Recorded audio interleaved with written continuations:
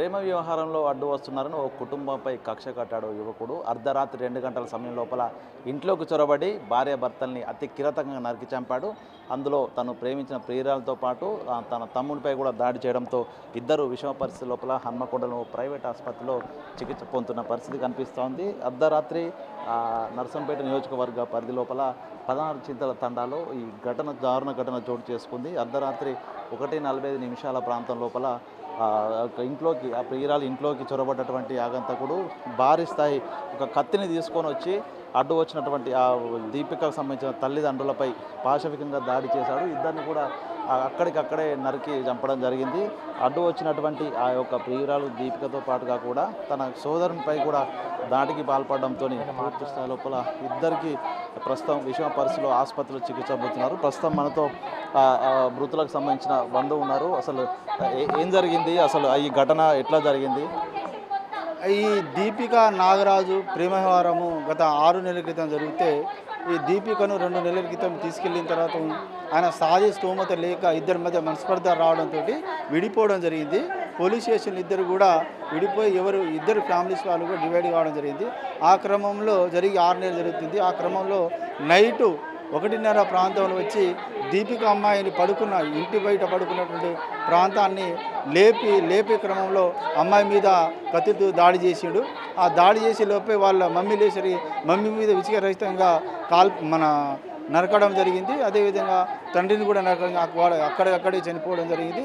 ఆ క్రమంలో వాళ్ళ ఫాదరు కొనసూరి ప్రాణంతో ఉన్నప్పుడు పోలీసు వాళ్ళు నర్సంపేట ఏరియా హాస్పిటల్ తీసుకోవడంతో అక్కడ కూడా కనుమూయడం జరిగింది. చూసాము ఒక్కసారి ఆ బాలిక ఆవేదన, ఒకసారి తల్లిదండ్రులు తన కళ్ళ ముందే ప్రాణం తీస్తుండగా చూశాడు. ఆమె ఆవేదన ఒకసారి చూద్దాం. ఒకసారి అసలు ఎందుకు జరిగిందమ్మా? అసలు నాగరాజు అసలు ఎప్పుడు పరిచయం అయ్యాడు? అసలు ఏం జరిగింది?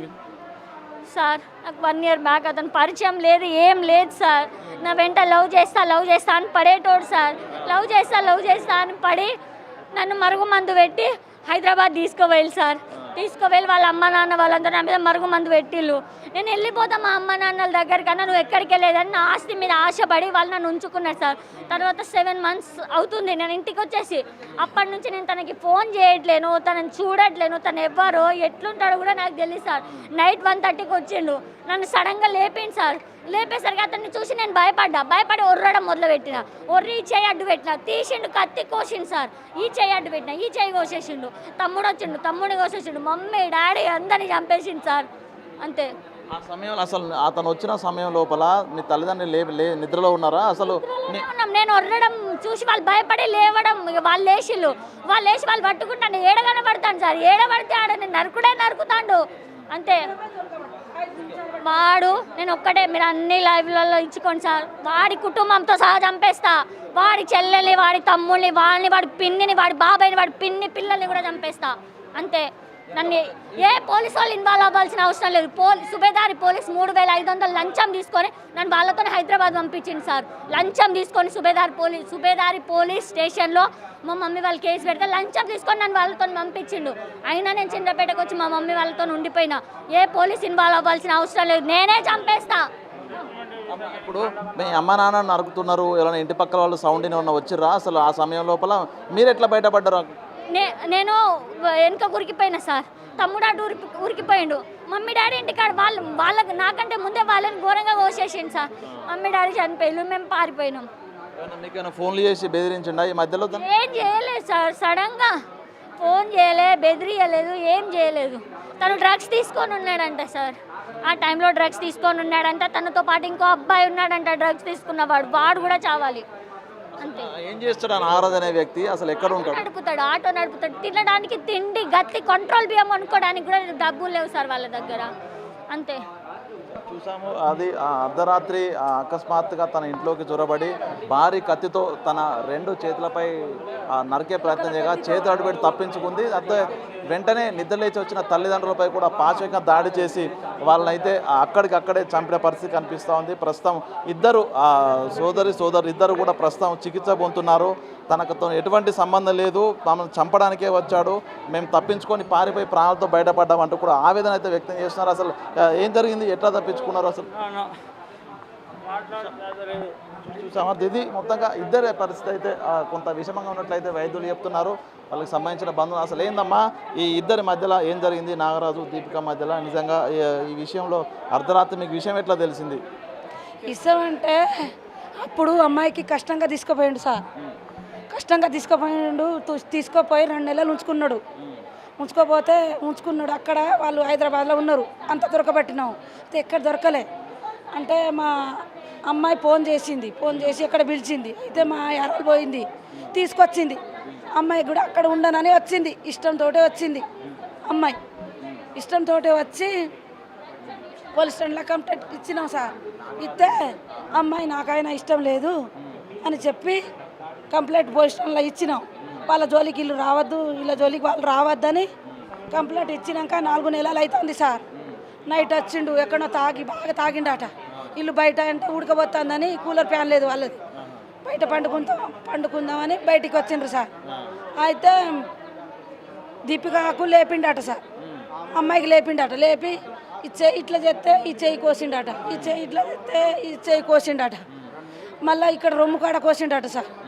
మళ్ళీ రొమ్ము కాడ కోసి ఇక మా యారాలు ఒరుతుంది, మా బావ ఒరుతుందట. ఒర్రేసరికి ఒక్కటే 5 నిమిషాలు ఆల్రెడీ మేము లేవక ముందే మా యారాలకు చంపిండు. మళ్ళీ మా 5 నిమిషాల మా బావకు చంపి ఇక పారిపోయిండు సార్. మీరు ఎక్కడ ఉంటారు? ఇంటి పక్కనే ఉంటారా? మీకు ఎట్లా తెలిసింది అంత జరుగుతున్న విషయం? అంటే ఒర్రిండ్రు, మా బావ ఒర్రిండు. అయితే ఒకటేసారి లేచినప్పుడు అట్లా కొడతాడు కదా, మా యారారు ఒర్రేది నాకు ఇన్ రాలేదు, బావ ఒర్రింది ఈయనొచ్చింది. అయితే ఎవరికి ఏమైందని లేచి భయంతో అంత బుగ్గ బంద్ చేసి పండుకుంటాం. లేచి చూసేసరికి ఎవ్వరు కనబడతలేను కానీ మన అంటే ఎరుకోల కత్తితోటి ఇట్లా కొడతాడు. అయితే పిల్లగాడిని కొట్టిండు, పిల్లగాడి బుగ్గ వేసి బయటికి పారిపోయిండు. అమ్మాయి కూడా పారిపోయినాక 5 నిమిషాల్లో ఇద్దరికి సావదెంగి ఇక మా మీద వచ్చి మాకు సావదెంగి దానికి మాకు మీద కత్తితోటి మాకు కొట్టేదానికి వచ్చిండు. అంతలోనే పారిపోయిండు సార్. ఎంతమంది వచ్చారు అసలు? ఏమన్నా బండి మీద వచ్చారా? బండి మీద వచ్చిండు సార్, బండి మీద. అంటే మన ఏమో వెహికల్ అంటారు సార్, అది చిన్నది, అది అంటే మన కూటి కాదు అది సార్. ఏదంటే మీరు పట్టుకునే ప్రయత్నం చేసిరా? మీరు అందరు లేచిన తర్వాత పట్టుకునే ప్రయత్నం చేసినాం కానీ ఆల్రెడీ పోయిండు సార్, ఉరికిపోయిండు సార్. వెతికినాము, సర్పంచ్కి పోయి చెప్పిన వాళ్ళకి ఇళ్ళకంతా ఎక్కలాడి చెప్పిన అదే మాటల్లో పోయింది. ఫస్ట్ ఉప సర్పంచ్ వచ్చిండు సార్ కట్టెబట్టుకొని. అయితే ఆయన కొట్టేదానికి పోతాడు, ఇట్లా నరికేద్దామని. ఇట్లా పోతే ఆయన ఏంతో వెనకనే ఉండిపోయిండు. ఎప్పుడు ఉన్నాడో అదే సమయంలో ఇక ఉరికి వెళ్ళిపోయాడు. స్టేషన్లో కేసు నడుస్తుందా ఇంకా వీళ్ళ ఇద్దరిది? ఏం లేదు, కేసు లేదు, ఏం లేదు సార్, ఏం నడతలేవు, అయిపోయినాయి అవి. నేను బలిమిట్గా ఉండాను, నీకు ఇల్లు లేదు, జాగా లేదు, భూమి లేదు, ఎద్దు లేదు, ఏసం లేదు, నేను ఉండానని అమ్మాయి ఆమె మనసు పూర్తిగా వచ్చింది సార్. మీరు లేవకపోతే వీళ్ళిద్దరు కూడా చంపేటోడా? ఇద్దరికి చంపేటోడు. మేము లేవకపోతే ఈ ఇద్దరు కూడా చంపిపో. ఇక ఎవరు దిక్కు లేకుండా మాకు ఏం న్యాయం అంటే వాళ్ళందరూ సావాలి సార్. వాళ్ళందరూ మా బావతోటి మా యారాలతోటి పిన్గా కావాలి, వాళ్ళు అదే కోరుతున్నాం సార్. మేము ఇది చూసాము.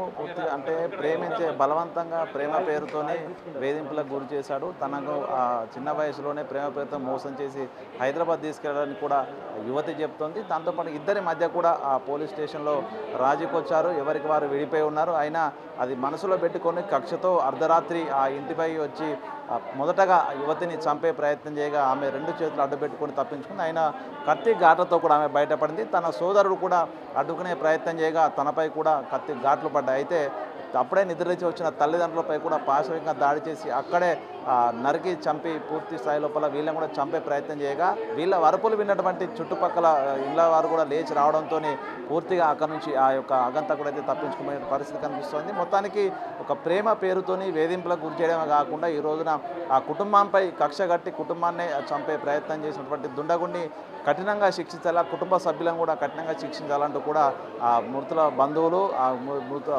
బాధితురాలు కూడా చెప్తున్న పరిస్థితి కనిపిస్తూ ఉంది. వీడియో జర్నలిస్ట్ సంతోష్తో Venu big TV, Hanamkonda. For more videos like this, subscribe Big TV channel.